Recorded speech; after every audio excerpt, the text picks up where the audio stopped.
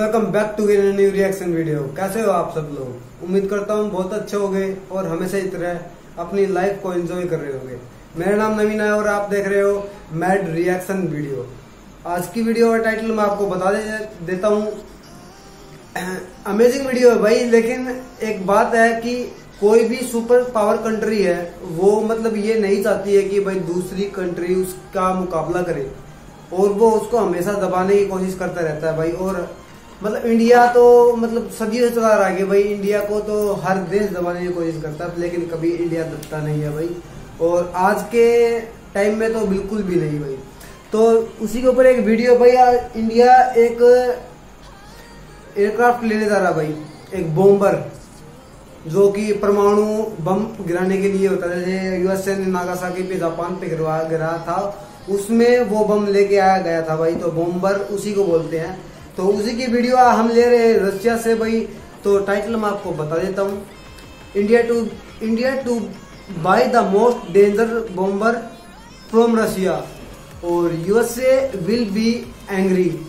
USA तो भाई मतलब गुस्सा तो यूएसए हो रहा है कि भाई तुम रशिया से बॉम्बर क्यों ले रहे हो। और देखते हैं पहले वीडियो में क्या है, सारी बातें हम ही बता देंगे तो फिर वीडियो वाले क्या बताएंगे। तो देखते हैं पहले वीडियो, करते हैं स्टार्ट और रिएक्शन आपको मिल जाएंगे, रिव्यू बाद में दे देंगे आपको। तो करते हैं बिना कोई देरी किए स्टार्ट। 1 2 3 let's go. नमस्कार and welcome you world affair जाऊ प्रशांत धवन। नाउ रिसेंटली बहुत सी रिपोर्ट्स पब्लिश हुई है कि रशियन Tu-160 ये इंडिया परचेज कर सकता है दुनिया का सबसे डेंजरस बॉम्बर जेट। अगर ये इंडिया परचेज कर लेता है तो इंडिया दुनिया में चौथा देश बन जाएगा जिसके पास एक प्रॉपर बॉम्बर एयरक्राफ्ट है। ऑलरेडी यूएस, रशिया, चाइना, सिर्फ इन 3 कंट्रीज के पास एक प्रॉपर बॉम्बर एयरक्राफ्ट है। और अभी रिसेंटली देखा गया कि भारतीय वायुसेना के एक्स चीफ ने एक स्पीच देते दौरान ये हिंट दिया है कि इंडिया हो सकता है कि in the future Tu-160 bomber purchase करे फ्रॉम रशिया। तो डिस्कस करेंगे इस वीडियो में कि इसके जियोपॉलिटिकल इम्प्लीकेशंस क्या होंगे, एक स्ट्रेटेजिक बॉम्बर से इंडिया को एडवांटेज क्या मिलता है, बहुत कुछ आपको जानने को मिलेगा। मगर आगे बढ़ने से पहले आपसे क्वेश्चन पूछूंगा। क्वेश्चन यहाँ पर ये है कि हाल ही में वो 7वां देश कौन बना है जिसने एक मिशन लॉन्च किया है टू मून। ये है यहाँ पे आपकी options, south Korea, Indonesia, north Korea या फिर ब्राजील।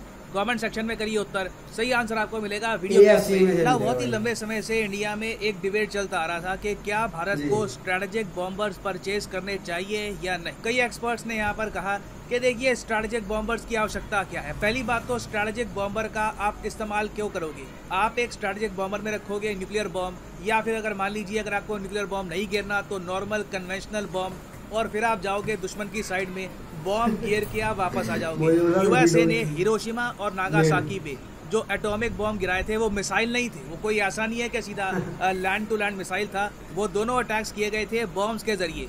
तो स्ट्रेटेजिक बॉम्बर भी आप समझ सकते हैं बॉम्ब्स गिराने का काम करेगा। अब कई एक्सपर्ट्स कहते हैं कि हम अब आ चुके हैं मिसाइल एज में। इंडिया के पास अग्नि 3, अग्नि 4, अग्नि 5 है, अग्नि 6 भी हम डेवलप कर रहे हैं। उसके अलावा हमारे पास ब्रह्मोस है, ब्रह्मोस 2 आ जाएगा। तो जब इतने सारे मिसाइल इंडिया के पास है, उसके अलावा न्यूक्लियर मिसाइल को लॉन्च करने वाली सबमरीन्स भी है हमारे पास, तो why do we need a strategic bomber aircraft? देखिए स्ट्रेटेजिक बॉम्बर एयरक्राफ्ट से ना आपके पास एक एडिशनल ऑप्शन आ जाता है। मान लो कि आपके दुश्मन के जो मिसाइल डिफेंस सिस्टम है उसने हाई अलर्ट पे रखे हैं और उसके मिसाइल डिफेंस सिस्टम बहुत अच्छा परफॉर्म कर रहे हैं उस दिन। अगेन मैं कहूँगा चाहे S-400 हो, 500 हो, कल को 600 भी आ जाएगा। मिसाइल डिफेंस सिस्टम हमेशा 100% फुल प्रूफ होते नहीं है। हमेशा एक चांस रहता है कि मिसाइल डिफेंस सिस्टम कुछ मिसाइल को मिक्स कर सकते हैं और एक दो मिसाइल भी अगर गिर गए तो वो काफी बड़ा लॉस कर देंगे किसी भी कंट्री का। मगर हम मान के चलते हैं कि हमारे दुश्मन देश का बड़ा लकी डे चल रहा है, उन्होंने हमारे सारे मिसाइल ब्लॉक कर दिए। उस टाइम भी ना हमारे पास एक ऑप्शन रहेगा, चुपचाप एक बॉम्बर एयरक्राफ्ट भेज दो उनकी धरती पर, वो बॉम्ब गिरा के आ जाएगा। क्योंकि देखो बॉम्बर एयरक्राफ्ट को बस दुश्मन की धरती में एंटर करना है, उसके बाद बॉम्ब जब गिर रहे होंगे बॉम्ब का इंटरसेप्शन कर पाना बहुत ही मुश्किल होता है। तो इसलिए over the years Indian air force के बहुत सारे एक्सपर्ट्स ने कहा है कि कोई रीजन होगा ना कि चाइना भी क्यों अपना एक स्ट्रेटेजिक बॉम्बर लेकर बैठा है, रशिया आज भी क्यों इनको यूज करता है, यूएसए आज भी 1950 में बनाया गया B-52 बॉम्बर आज भी यूज कर रहा है। तो डेफिनेटली देखिए स्ट्रेटेजिक बॉम्बर से आपको एडवांटेज मिलता है, you can strike any time anywhere. मगर स्पाइडरमैन मूवी में आपने देखा होगा एक कोट है बड़ी famous, with great power comes great responsibility.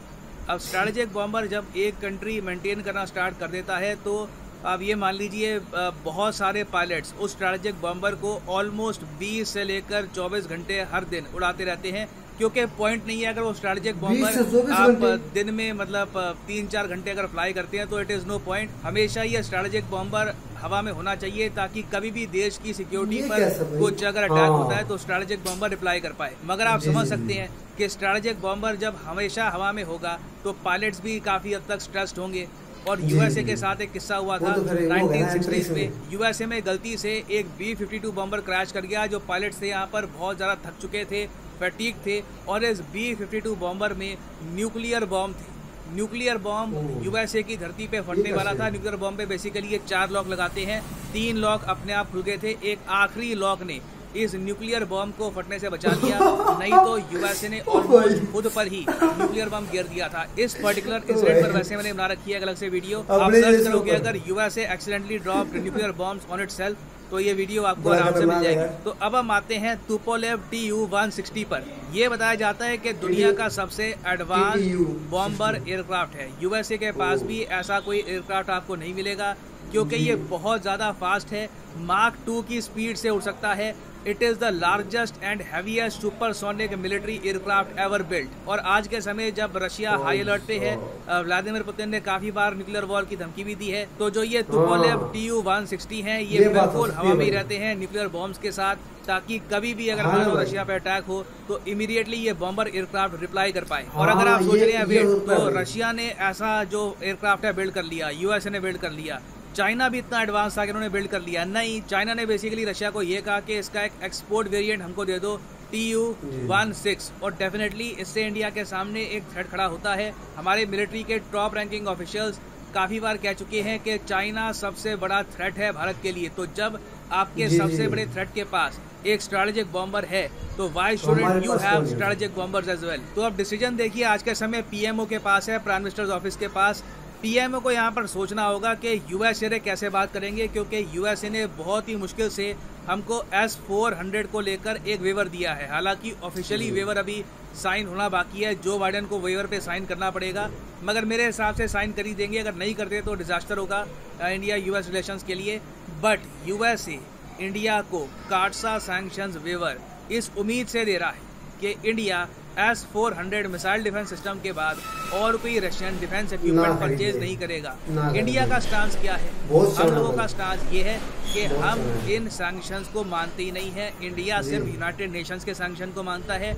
USA अकेला, चाहे हमारा पार्टनर हो, हमारा मित्र मुल्क हो, हम उनके साथ बहुत प्रोजेक्ट करेंगे, मगर मित्र के साथ भी आपके मतभेद हो सकते हैं। इंडिया ने क्लियरली कहा है कि हम नहीं मानते कि हमारे मित्र के पास इतनी पावर होनी चाहिए कि वो यूनिलैटरल सैंक्शंस अपनी तरफ से लगा दे। तो ऑब्वियसली जैसे ही ये डील क्लियर होती है, अभी तो ये इस डील पर बातचीत चल रही है, मगर जैसे ही ये डील क्लियर होती है, और मेरे हिसाब से रशिया भी आज के समय तैयार होगा ये स्ट्रैटेजिक बॉम्बर सेल करने को, इनको भी आज के समय डिफेंस सेल्स अपनी बढ़ानी होगी। तो मेरे हिसाब से दोनों पार्टीज यहाँ पर रेडी हैं और यूएस की तरफ से बहुत ज़्यादा कड़ी प्रतिक्रिया आएगी जैसी ये डील ऑफिशियल हो जाती है। This will be very interesting to see in the coming few months. यह हो सकता है कि अगले साल की शुरुआत में इससे रिलेटेड आपको काफी डेवलपमेंट देखने को मिले ना। वापस आते हैं हमने क्वेश्चन की तरफ कि recently which country has become the 7th country in the world to launch a mission to the moon. तो सही उत्तर यहाँ पे है option A is the right answer, South Korea. Already USA, USSR, China, Japan, India, उसके अलावा Russia को भी आप काउंट कर सकते हैं। यूएसएसआर, रशिया ज्यादातर मतलब 2 कंट्रीज यदि ऑफिशियली आप कह सकते हैं। तो इन सब ने लॉन्च कर रखा है मून पर मिशन। साउथ कोरिया ने अभी रिसेंटली स्पेसएक्स के जरिए लॉन्च करवाया है KPLO की फुल फॉर्म है कोरिया पाथफाइंडर लूनर ऑर्बिट। ये एक सैटेलाइट होगी, ये मून का ऑर्बिट करेगी, और इसका एक और नाम है दनूरी। याद रखिएगा, एग्जाम में आपसे पूछ सकते हैं दनूरी आजकल न्यूज में है, ये क्या है? ये साउथ कोरिया का मून मिशन है, याद रखिएगा। It is very important for current affairs perspective. और फाइनली यहाँ पर मैं ये भी ऐड कर दूं कि आप किसी भी एग्जाम की तैयारी कर रहे हैं तो अनअकैडमी का अभी स्पेशल एक ऑफर। तो यहाँ तक थी भाई वीडियो जो कि हमने देख ली है, और बड़ी अमेजिंग वीडियो थी भाई। तो रही बात यार बॉम्बर की, तो हमारे देखो जहाँ तक हमने वीडियो देखी है और वीडियो में जहाँ तक बताया गया है इसकी नीड के बारे में, तो भाई मेरे को लगता है कि ये खरीद लेना चाहिए भाई। और होना भी चाहिए यार, क्योंकि हमारे अगर हमें पता है कि हमारे देश, हमारा जो दुश्मन देश है, हम तो नहीं मानते हैं, लेकिन यार कुछ कुछ ऐसी घटनाएं हो जाती हैं जो गलवान घाटी में हो गई थी, तो यार उससे क्या है ना, उससे खतरा रहता है, हमेशा खतरा रहता है भाई। तो इसलिए हमारे पास भी ऐसा होना चाहिए, क्योंकि चाइना के पास भी है, रशिया के पास भी है, अमेरिका के पास भी है भाई, तो हमारे पास क्यों नहीं है यार? हम भी तो मतलब एक उभरती हुई शक्ति है भाई, तो हमारे देश के पास ये होना चाहिए भाई, और बहुत जरूरी है। और रही बात यार सेक्शन लगाने की, तो भाई यूएसए है जो यार, वो भी तो एक सुपर पावर कंट्री है, तो हम मतलब वो नहीं चाहता है कि भाई कोई और दूसरा देश है मतलब मुझसे और आगे बढ़े। वो मतलब वो बिजनेस करता है, हर देश के साथ बिजनेस करता है वो, मतलब फ्रेंडशिप नहीं निभाता भाई, वो हमेशा वो एक बिजनेस की तरह सोचता है भाई, बिजनेसमैन की तरह सोचता है वो देश, अमेरिका है जो। और रही बात जो इंडिया की, तो इंडिया को लेना चाहिए, और इंडिया किसी के बाप से नहीं डरता भाई। और सेक्शन वो कौन है सेक्शन लगाने वाले भाई? तो ये भाई हमें ले लेना चाहिए बॉम्बर, जो कि मैं तो देखो एग्री करता हूँ इसके लिए, और क्योंकि मैं इंडियन हूँ यार, देशवासी हूँ मैं यहाँ का, तो मैं तो एग्री करता हूँ। और रही बात पीएमओ मतलब देश सरकार की, तो भाई वो क्या डिसीजन लेती है वो उनके ऊपर डिपेंड करता है। लेकिन अगर जहाँ तक देश की मतलब सिक्योरिटी के साथ देखा जाए तो भाई ले लेना चाहिए। और अमेरिका की इतनी हिम्मत नहीं है कि वो सैंक्शन लगाए हम पे, कौन होता है वो सैंक्शन लगाने वाला भाई? और इंडिया भी इतना मतलब डरपोक नहीं है कि भाई उसको जवाब ना दे सके भाई, उसको मुंह तोड़ जवाब दे सकते हैं हम अमेरिका को।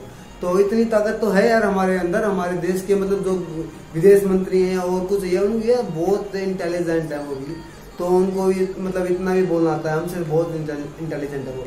तो यार ये थी भाई आज की वीडियो। तो आपको कैसी लगी वीडियो यार कमेंट सेक्शन में जरूर बताना, और कमेंट सेक्शन में ये भी जरूर बता देना कि हमें ये बॉम्बर लेना चाहिए या नहीं लेना चाहिए यार, क्योंकि हम अपने देशवासियों की राय जानना चाहते हैं भाई। तो मिलते हैं अगले किसी नई वीडियो के अंदर, देखते रहे मैड रिएक्शन वीडियो। जय श्री राम।